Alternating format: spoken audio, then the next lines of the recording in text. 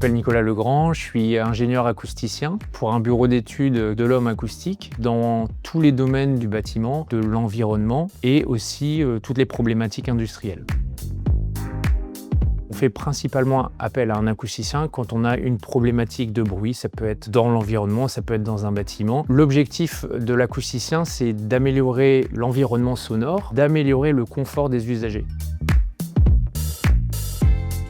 Aujourd'hui, je suis venu rencontrer un client qui a une problématique d'isolement entre le lieu de travail et la salle de réunion de leurs voisins. C'est un peu gênant parce qu'il n'y a plus de confidentialité finalement entre ces deux espaces. L'objectif, c'est vraiment de trouver des solutions pour améliorer cet isolement entre les deux espaces. Et puis il y a aussi une autre problématique sur un espace détente. Quand ça réverbère beaucoup, quand il y a beaucoup de monde, ça devient vite un capharnaüm, il y a trop de bruit. Là, l'idée, c'est vraiment d'avoir un espace beaucoup plus agréable.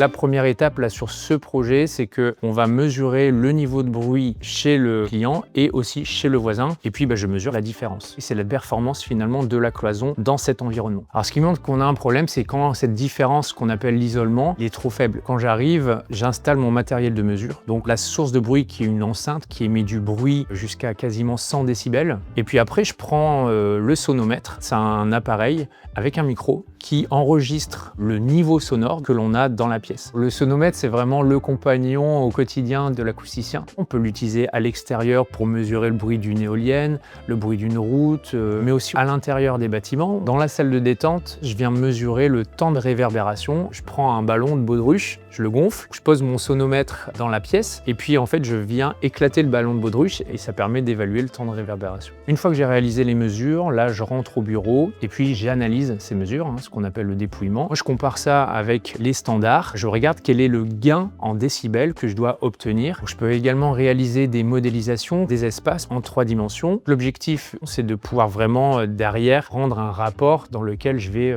mettre en avant mes solutions. Là, la solution, c'est de venir mettre une barrière acoustique en prolongeant la cloison jusqu'en haut du plancher. On va venir ajouter principalement des matériaux absorbants. Donc, ça peut être une moquette, ça peut être un faux plafond. Il y a vraiment une grande variété de solutions à notre disposition.